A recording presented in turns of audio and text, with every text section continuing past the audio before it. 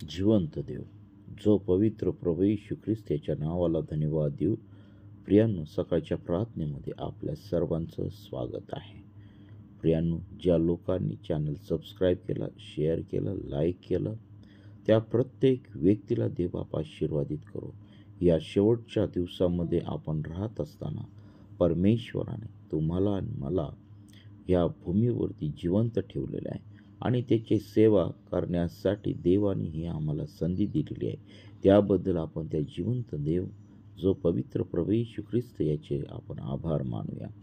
यावेळेस आपण सुरुवातीची प्रार्थना करू. हालेलुया, स्तुती, धन्यवाद येशू दे बापा, तू पवित्र असा परमेश्वर आहे. प्रभू, या सकाळच्या समय तू आमच्या प्रत्येकाचा ताबा तू घे. प्रभू, तू आम्हा प्रत्येकाला तू सहाय्य कर. प्रभू, या सकाळच्या समय आमच्या अंतकरणाचे दरवाजे तू उघड. आमचे मनाचे विचार प्रिय प्रभू येशू तुझ्या पवित्र हातामध्ये तू घे. तू आम्हाला सहाय्य कर, मार्गदर्शन कर. तुझ्या आत्म्याने, तुझ्या पवित्र सामर्थ्याने तू आम्हाला चालव आणि तुझ्या नावाचं गौरव होऊ दे पित्या परमेश्वरा. हे देवा, ही सकाळची वेळ तू आमच्या प्रत्येकासाठी तू आशीर्वादाची कर. प्रार्थनेची वेळ तू आशीर्वादित कर. प्रिय प्रभू, तुझ्या वचनातून बोलत असताना तू आम्हा प्रत्येकाला तू सहाय्य कर, मार्गदर्शन कर. तुझ्या वचनातून बोलत असताना तू मला सहाय्य कर. प्रभू, तू माझ्या मुखाद्वारे तू बोल, माझा ताबा तू घे. प्रभू, आमच्या सर्व पापांची, अपराधांची तू आम्हा प्रत्येकाला तू क्षमा कर आणि तुझं गौरव दे. या शेवटच्या काळामध्ये, या कठीण दिवसामध्ये आम्ही राहत असताना प्रभू, तू आमचं सहाय्य करता तू हो. सहाय्य कर आणि मार्गदर्शन कर. प्रभू, ऐकणाऱ्या प्रत्येक व्यक्तीला तू आशीर्वादित कर. तुझ्या वचनांनी तू भर, तुझ्या पवित्र सामर्थ्याने तू भर, तुझ्या अभिषेकाने तू भर. प्रभू, हे वचन समजण्यासाठी प्रभू त्यांचं अंतःकरण तू उघड. तुझ्या पवित्र सामर्थ्याने तू त्यांना चालव आणि तुझ्या नावाचं गौरव होते पित्या परमेश्वरा. प्रिय प्रभू, ही सकाळची वेळ तू आमच्या प्रत्येकासाठी तू आशीर्वादाची कर, पवित्रतेची कर आणि तुझं गौरव होऊ दे. हे देवा, या सकाळच्या समय आम्ही आमचं जीवन तुला समर्पित करीत आहोत. ही प्रार्थना येशूच्या नावाने मागतो म्हणून ऐक. आमेन. प्रियांनो, आपण एक गीत गाऊया आणि देवाच्या नावाला धन्यवाद देऊया. आम्ही चाललो प्रकाशात, प्रकाशात, प्रकाशात. आम्ही चाललो प्रकाशात, त्याच्या प्रकाशात. सैतान काय करू शकेल? प्रकाशात, प्रकाशात. प्रत्येक वेळी जय मिळेल त्याच्या प्रकाशात. आम्ही चाललो प्रकाशात, प्रकाशात, प्रकाशात. आम्ही चाललो प्रकाशात, त्याच्या प्रकाशात. प्रत्येक वेळी जय मिळेल प्रकाशात, प्रकाशात. प्रत्येक वेळी जय मिळेल त्याच्या प्रकाशात. आम्ही चाललो प्रकाशात, प्रकाशात, प्रकाशात. आम्ही चाललो प्रकाशात, त्याच्या प्रकाशात. प्रियांनो, या गीताद्वारे देवबाप तुम्हाला आणि मला आशीर्वादित करो. प्रियांनो, या गीतामध्ये बोल आहे, आम्ही चाललो प्रकाशात, प्रकाशात. आणि खरोखर प्रभू येशू ख्रिस्त आमच्यासाठी जीवनाचा प्रकाश आहे. तो प्रकाश जर आमच्या जीवनामध्ये आला नसता तर ह्या भूमीवरती अजूनही आम्ही पापाच्या गुलामगिरीतून सुटलो नसतो. आमच्या जीवनातील अंधकार निघून गेला नसता. प्रभू येशू ख्रिस्त या जगामध्ये 2000 वर्षापूर्वी या जगामध्ये आला आणि तुम्हाला आणि मला या अंधकारातून त्यांनी सोडवलेले आहे. त्याबद्दल आम्ही त्याच्या पवित्र नावाला आपण धन्यवाद देऊया. आजच्या मननासाठी आपण काढूया निर्गम याचा 22वा अध्याय. आणि जो आपण शास्त्र भागावरती आपण मनन करणार आहोत, तो शास्त्र भाग वरती आपण मनन करत असताना प्रियांनो, कृपा करून आपण आपले बायबल काढावे आणि वाचावे आणि त्याच्यावरती मनन करावं अशी प्रभूची इच्छा आहे. आणि म्हणून आपण काढूया निर्गम याचा 22वा अध्याय. परतफेडीविषयी नियम. एखाद्या मनुष्याने बैल किंवा मेंढरू चोरून ते कापिले किंवा विकून टाकले तर त्याने बैलाबद्दल 5 बैल आणि मेंढराबद्दल 4 मेंढरे द्यावी. चोर घर फोडीत असता सापडला व ठार मरेपर्यंत त्याला मार बसला तर त्याच्या खुनाचा दोष कोणावर यावयाचा नाही. पण तो चोरी करीत असता सूर्योदय झाला तर मारणाऱ्यावर कुणाचा दोष येईल? चोराने नुकसान अवश्य भरून द्यावे. तो कंगाल असला तर चोरीच्या भरपाईसाठी त्याची विक्री करावी. चोरलेला बैल, गाढव, मेंढरू वगैरे चोराच्या हाती जिवंत सापडले तर त्याने एकेकाबद्दल 2-2 द्यावी. कोणी दुसऱ्याचे शेत अथवा द्राक्षमळा खाविवला म्हणजे आपले जनावर मोकळे सोडले आणि त्याने दुसऱ्याचे शेत खाल्ले तर आपल्या शेतातील आणि आपल्या द्राक्षमळातील उत्तमोत्तम उपज देऊन त्याचे नुकसान त्याने भरून द्यावे. आता भडकून काटे कुटे पेटले आणि त्यामुळे धान्याच्या सुड्या, उभे पीक अथवा शेत जळून गेले तर ज्याने आग पेटवली असेल त्याने नुकसान भरून दिलेच पाहिजे. कुणी शेजाऱ्यापाशी पैसा किंवा काही माल ठेवायला दिला आणि त्याच्या घरातून तो चोरीस गेला तर चोर सापडल्यास त्याच्या दुप्पट बदला चोराने द्यावा. पण चोर सापडला नाही तर घरधण्याला देवासमोर घेऊन जावे, म्हणजे त्याने आपल्या शेजाऱ्याच्या मालमत्तेचा स्वतः हात लाविला किंवा नाही ह्याचा निर्णय होईल. कारण कोणत्याही प्रकारची आगळी घडली, मग ती बैल, गाढव, मेंढरू, वस्त्र अथवा कोणतीही गमावलेली वस्तू हिच्या संबंधी असो, तर ती माझी आहे अशी कोणी तक्रार केली तर दोघांचे प्रकरण देवासमोर यावे व ज्याला देव दोषी ठरविल त्याने आपल्या शेजाऱ्याला तिच्याबद्दल दुप्पट बदला द्यावा. कोणी आपल्या शेजाऱ्यापाशी गाढव, बैल, मेंढरू अथवा दुसरे कोणतेही जनावर राखणीस ठेविले आणि जर ते मेले अथवा त्याला काही इजा झाली किंवा कोणी हाकून नेताना ते कोणाच्या दृष्टीस पडले नाही तर त्या दोघांमध्ये परमेश्वराची शपथ व्हावी, आपण शेजाऱ्याच्या मालमत्तेला हात लाविला नाही असे राखणारे म्हटल्यास त्या मालमत्तेच्या मालकाने ते खरे मानावे.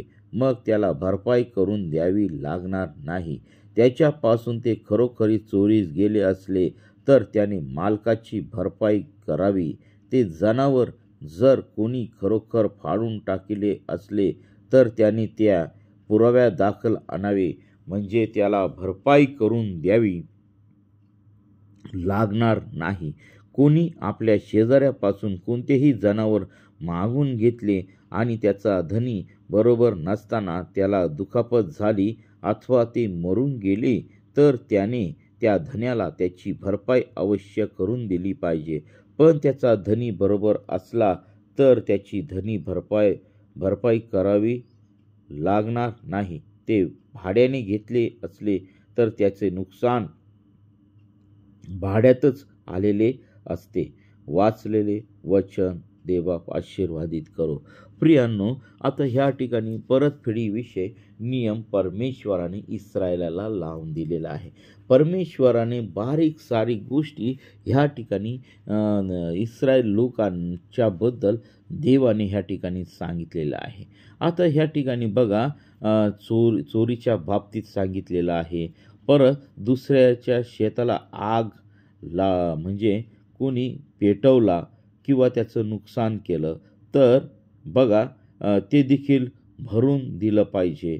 आणि कोणी शेजाऱ्याचा पैसा माल ठेवायला दिला, चोरीस गेला, चोर सापडल्यास त्याच्या दुप्पट बदला चोराने द्यावा. चोरीच्या बद्दल सांगितलेलं आहे, नुकसान करण्याच्या बद्दल सांगितलं आहे. अशा बारीक सारीक गोष्टी परमेश्वराने ह्या ठिकाणी सांगितलेल्या आम्हाला दिसत आहे. याचा उद्देश हाच होता की इस्रायल लोकांना चांगलं वळण लावावं, देवाच्या लोकांना चांगलं वळण लावावं हा परमेश्वराचा हेतू होता. त्यांनी कोणत्याही पापामध्ये पडू नये, त्यांनी कोणत्याही वाईट मार्गाला लागू नये, कोणावरतीही अन्याय करू नये किंवा कोणाचंही नुकसान करू नये, कोणाच्या मनात वाईट विचार येऊ नये. आणि ह्याच्यासाठी परमेश्वराने डायरेक्ट सांगितलं होतं की त्याला देवाच्या समोर आणा, म्हणजे परमेश्वर त्याचा न्याय करेल. आणि खरोखर आजच्या ह्या परिस्थितीमध्ये ह्या गोष्टी आढळत नाही.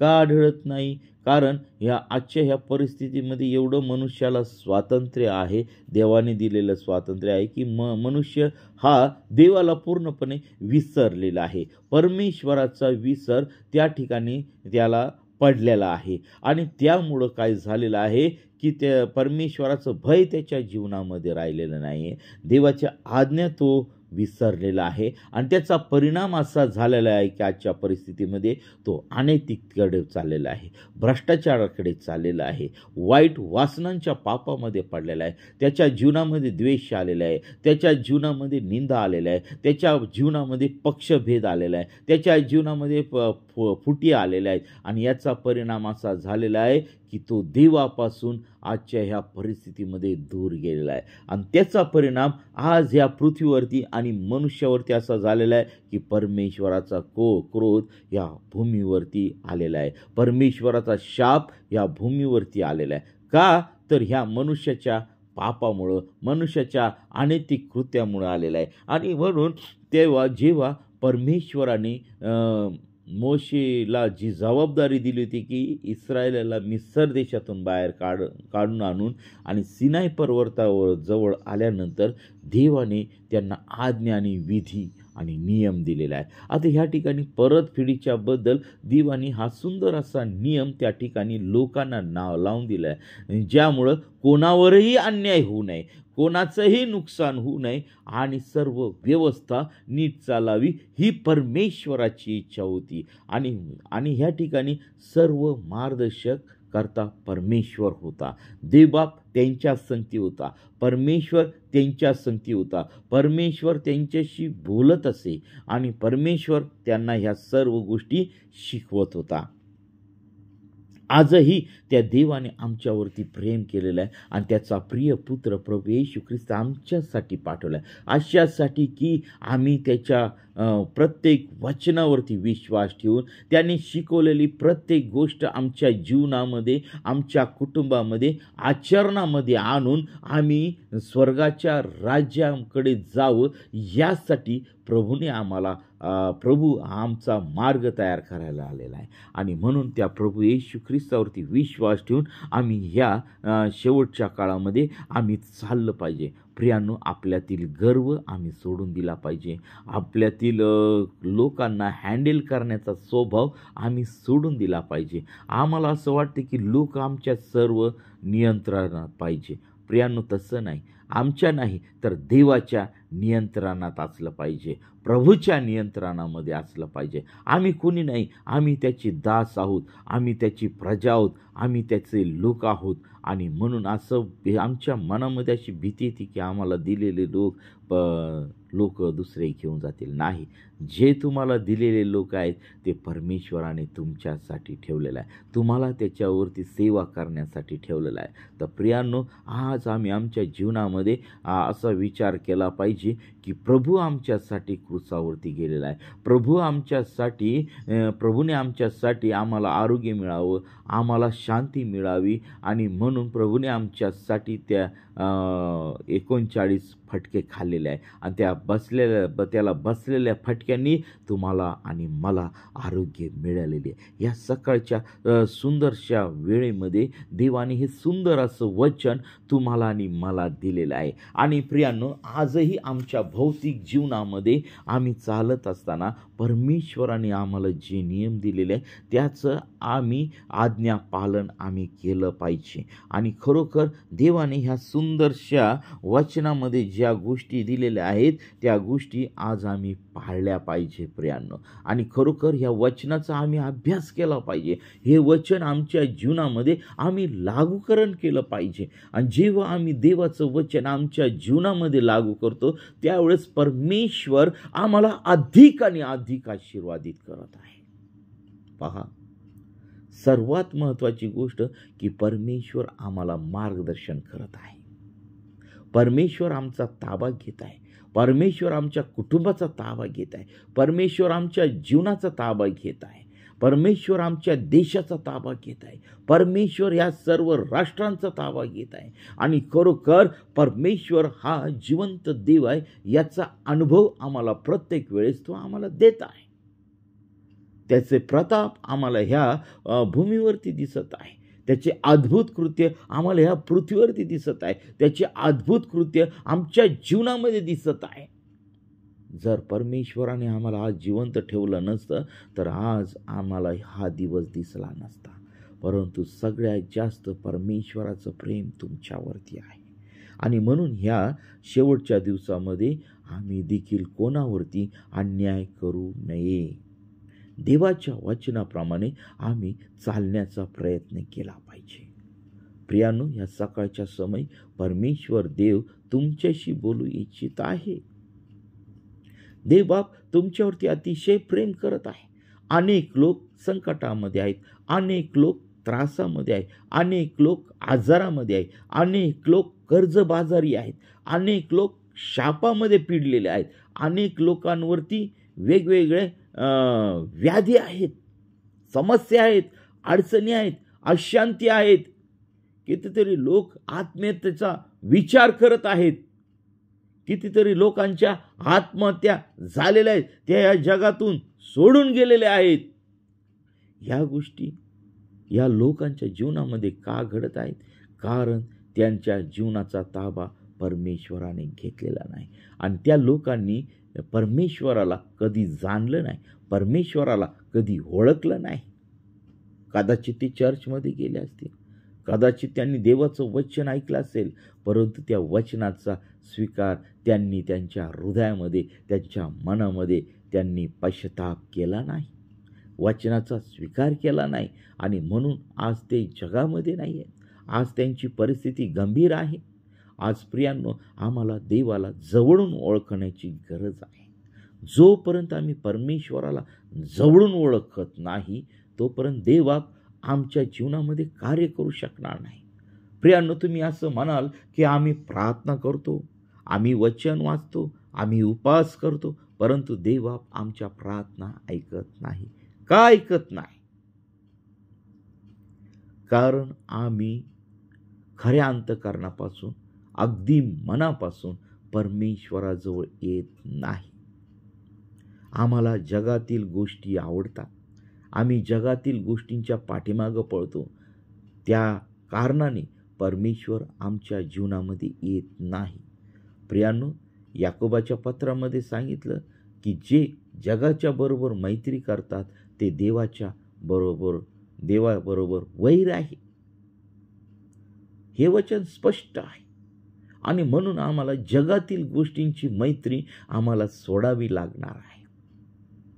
जगातील चालीरीती आम्हाला सोडावी लागणार आहे. त्याशिवाय परमेश्वर देव प्रभू येशू ख्रिस्त आमच्या जीवनात येऊ शकणार नाही. जर आमच्या जीवनामध्ये जगातील गोष्टी आहेत तर परमेश्वर देव आम्हाला आशीर्वादित करणार नाही. म्हणून या सकाळच्या वेळेस आम्ही ह्या जगातल्या गोष्टी आम्ही सोडल्या पाहिजे. आम्ही एकमेकावरती अन्याय करणं सोडलं पाहिजे. आमच्यावरती उधारी असेल तर ती उधारी आम्ही परतफेड केली पाहिजे. आमच्याजवळ कोणाचं देणं असेल ते आम्ही वेळीच दिलं पाहिजे. आम्ही कोणाचं नुकसान केलं असेल ते वेळीच आम्ही त्या नुकसानाची भरपाई करून दिली पाहिजे. आम्ही कोणाचं वाईट केलं असेल तर त्याच्याजवळ जाऊन त्याला क्षमा मागा आणि क्षमा करण्यास शिका. कारण परमेश्वराचं वचन सांगते की आम्ही जर एकमेकांना क्षमा केली नाही तर आम्हाला देखील त्या पित्याच्या समोर क्षमा होणार नाही. म्हणून आमचं जीवन शुद्ध आणि पवित्र पाहिजे. या सकाळच्या समय आम्ही विचार केला पाहिजे की आमच्या जीवन कसं आहे. आमच्या जीवनामध्ये कोणत्या गोष्टी आहेत की त्या देवाला आवडत नाही. त्या गोष्टी आम्ही आमच्या जीवनातून काढण्याचा प्रयत्न करणार आहोत. मी काही खूप मोठा ज्ञानी नाही, परंतु आज परमेश्वराचं जे वचन माझ्यापर्यंत आलेलं आहे ते आज मी तुम्हाला शेअर करत आहे, ते मी तुम्हाला सांगत आहे. आणि ह्या वचनावरती विश्वास ठेवा. आपण शेवटच्या काळाच्या टप्प्यामध्ये आहोत. मी काय खूप मोठ्या डॉक्टरीन किंवा सिद्धांत तुमच्या पुढे मांडत नाही. सरळ सरळ साध्या आणि सोप्या भाषेमध्ये मी तुम्हाला देवाचं वचन हे सांगत आहे. आणि प्रियांनो, सरळ सरळ प्रभूने कोणतीही गोष्ट तुमच्यापासून लपवून ठेवलेली नाही. त्याने अतिशय सरळ रीतीने सांगितलेलं आहे आणि ते सरळ वचनाप्रमाणे आम्हाला चालायचं. आम्हाला खोलवर जाऊन आम्हाला फसायचं नाहीये, आमची स्वतःची फसवणूक करायची नाहीये. तर प्रियांनो, जशी आपल्यावर तशी आपल्या शेजाऱ्यावर आम्ही प्रीती केली पाहिजे. आणि ही एकच आज्ञा, या सर्व आज्ञा या एकच आज्ञेमध्ये सामावलेल्या आहेत. आज या सकाळच्या वेळी परमेश्वर देवाने तुम्हाला सुंदरसं मार्गदर्शन केलेलं आहे. आणि प्रियांनो, आपल्याला आपल्या जीवनातील जर प्रॉब्लेम जर सोडवायचे असतील तर खऱ्या अंतःकरणाने त्या परमेश्वराजवळ या आणि वचन जाहीर करा, वचनाचा अभ्यास करा आणि ते वचनाप्रमाणे वचन हे प्रभूलाच सांगा की तुला बसलेल्या फटक्याने आम्हाला आरोग्य मिळालेलं आहे. परमेश्वर माझं मेंढपाळ आहे, मला काही उणे पडणार नाही. स्तोत्र संहिता 23. हो प्रियांनो, आम्ही ज्यावेळेस वचन जाहीर करू त्यावेळेस परमेश्वर आमच्या जीवनामध्ये कार्य केल्याशिवाय राहणार नाही. परमेश्वर जरूर तुमच्या कुटुंबामध्ये, तुमच्या जीवनामध्ये, तुमच्या फॅमिलीमध्ये कार्य करेल. आम्ही फक्त जगामध्ये खाणं पिणं हौस मजा करू, त्या गोष्टी आम्हाला देवाच्या राज्यामध्ये घेऊन जाणार नाही. तुम्हाला असं वाटेल मी माझ्या घरच्यांवरती खूप प्रेम करल आणि देवबाप मला देवाच्या राज्यामध्ये घेऊन जाईल. नाही प्रियांनो, तुम्ही या जगामध्येच राहा, कारण तुम्ही तुमच्या घरच्यांवरती प्रेम केलं पण देवावरती प्रेम करणारे कधी झाले नाही. म्हणून प्रियांनो, मी तुम्हाला निक्षून सांगतो, जसं तुम्ही कुटुंबावरती प्रेम करतात तसंच त्याच्या अधिक पटीने आम्हाला आमच्या परमेश्वरावरती प्रेम करायचं आहे. कारण त्या देवाने सगळ्यात जास्त प्रेम तुमच्यावरती आणि माझ्यावरती केलेलं आहे. आणि म्हणून त्या प्रेमाचा विसर आम्हाला पडू द्यायचा नाही. आज आम्ही उपकारी बनलं पाहिजे, परोपकारी नाही, अपकारी नाही बनलेलं पाहिजे. उपकार आम्ही कधीच विसरले नाही पाहिजे. जो व्यक्ती उपकार विसरून जातो त्याच्या जीवनामध्ये देवबाप कधीही आशीर्वाद देत नाही. तो व्यक्ती कधीच आशीर्वादित होत नाही प्रियांनो. आणि म्हणून आज या सकाळच्या समय आम्ही आमच्या जीवनातले उपकार आम्ही कधीच विसरले नाही पाहिजे. आणि ह्या ठिकाणी बघा, देवाने जे सुंदरसं वचन तुम्हाला आणि मला दिलेलं आहे, परतफेडीचे नियम, प्रियांनो, त्याप्रमाणे आम्ही चाललं पाहिजे. या वचनाचा आम्ही आमच्या वैयक्तिक मननामध्ये आम्ही अभ्यास करणार आहोत. आणि हे वचन आम्हाला काय सांगत आहे त्याप्रमाणे आम्ही चाललं पाहिजे. कारण हे परमेश्वर, हे कोणी मनुष्याने नियम लावून दिले नाही, तर हे परमेश्वराने तुम्हाला आणि मला नियम लावून दिलेले आहे. का? तर आम्ही कोणावरती अन्याय करू नये, आम्ही पापामध्ये राहू नये, आम्ही चोरीमध्ये राहू नये, आम्ही लबाडीमध्ये राहू नये, आम्ही एकमेकाशी विश्वासू राहावं अशी देवाची इच्छा आहे. कोणी आपल्यावरती विश्वास ठेवून जर गोष्ट ठेवायची दिली तर आम्ही त्याच्याशी प्रामाणिक राहून ती आम्ही परतफेड त्याची केली पाहिजे. यासाठी परमेश्वराने आम्हाला लावून दिलेला आहे नियम. आणि ते नियम आम्ही आमच्या जीवनामध्ये ठेवले पाहिजे. देवबाप करो, या वचनाद्वारे तुम्हाला मला आशीर्वादित करो. आपण प्रार्थना करूया. हालेलुया, स्तुती धन्यवाद येशू दे बापा. प्रभू, वचन ऐकणाऱ्या प्रत्येक व्यक्तीला तू आशीर्वादित केलंस, त्याबद्दल मी तुझ्या पवित्र नावाला धन्यवाद देत आहे. प्रिय प्रभूजी, आज दिवसभरातील सर्व कामकाज तू आशीर्वादित केलेलं आहे, त्याबद्दल मी तुझ्या नावाला धन्यवाद देत आहे. प्रभू, आम्ही दिनचर्या सुरू करत असताना प्रभू आम्ही तुझ्या नावाला धन्यवाद देत आहोत. या वचन आमच्या जीवनामध्ये उतरून दे प्रभू. माझ्या मुखातून निघलेला प्रत्येक शब्द तू आशीर्वादित केलेला आहे, ऐकणाऱ्या प्रत्येक व्यक्तीला तू आशीर्वादित केलेला आहे, त्याबद्दल आम्ही तुझ्या नावाला धन्यवाद देत आहोत. प्रभू, आम्ही कोणाचे गुलाम नाही, आम्ही कोणाच्या अधिकाराखाली नाही, तर आम्ही तुझ्या अधिकाराखाली आहोत, तुझ्या अधिकाराखाली आहोत, आम्ही तुझे लेकरं आहोत. आणि म्हणून प्रिय प्रभू येशू, तू आमच्या प्रत्येकावरती दया कर. प्रभू, अनेक लोक समस्येमध्ये आहेत, अनेक लोक अडचणीमध्ये आहेत, अनेक लोक कर्जामध्ये आहेत, अनेक लोक आजारी आहेत, अनेक लोकांच्या जीवनामध्ये कौटुंबिक वेगवेगळे प्रॉब्लेम आहेत, अनेक कुटुंब तुटण्याच्या मार्गावरती आहेत, अनेक लोक तुझ्यापासून दूर आहेत. अशा सर्व लोकांसाठी प्रार्थना करत आहे की प्रभू, या सर्व लोकांच्या जीवनामध्ये तुझं सामर्थ्य उतरून प्रिय प्रभू येशू, प्रत्येकाच्या समस्येचं निर्मूलन करणारा परमेश्वर तू आहे. ती बापा, तू आम्हाला अधिकार दिलेला आहे आणि त्या अधिकाराने या सर्व समस्या नासूर येशूच्या नावामध्ये निघून जाऊ दे आणि प्रत्येकाच्या जीवनामध्ये तुझी शांती उतरून दे. प्रत्येकाचं जीवन प्रभू तू आशीर्वादित कर. आणि ह्या आठवड्याच्या दुसऱ्या दिवसापासून आम्ही कामाला सुरुवात करत असताना तो आम्हा प्रत्येकाला तू सहाय्य कर. प्रभू, जे लेकरं शिक्षण घेत आहेत त्यांना तू ज्ञान बुद्धी चातुर्याने भर आणि सर्व वाईट गोष्टीपासून त्यांचं तू रक्षण कर. प्रभू, ज्यांना काम नाही त्यांना तू काम दे आणि त्यांना तू आशीर्वादित कर. होय प्रभू, ज्या लेकरांचे लग्न जमत नाही त्यांना तू योग्य वधू वर तू दे. प्रभू, जे आमचे वृद्ध आई वडील आहेत त्यांना तू शक्ती दे, सामर्थ्य दे. त्यांनी तुझ्या वचनामध्ये टिकून राहावं, तुझ्या प्रार्थनेमध्ये टिकून राहावं आणि सर्व आजार, सर्व सैतानी हल्ले यापासून त्या वृद्धांचं तू रक्षण कर. प्रभू, जे अनाथ आहे त्यांची काळजी घेणारा परमेश्वर तू आहे. प्रभू, ज्यांना निवारा नाही त्यांना तू निवारा दे. ज्यांना खावयास अन्न नाही त्यांना खावयास अन्न तू दे. होय प्रभू, विशेष करून आम्ही पंजाबसाठी प्रार्थना करत आहोत. तेथील सर्व परिस्थिती तुझ्या नियंत्रणामध्ये तू घे. प्रभू, त्या लोकांचं जीवन, त्या लोकांचं नुकसान झालेलं आहे त्या नुकसानाची भरपाई प्रभू तुझ्या पवित्र भांडारातून तू करून दे. त्यांच्या लेकरा बाळांची, त्यांच्या सर्व लोकांची तू काळजी तू घे आणि तुझ्या नावाचं गौरव होऊ दे पित्या परमेश्वर. होय प्रभू, त्यांची मदत करणारा परमेश्वर तू आहेस. प्रभू, तू आहेस.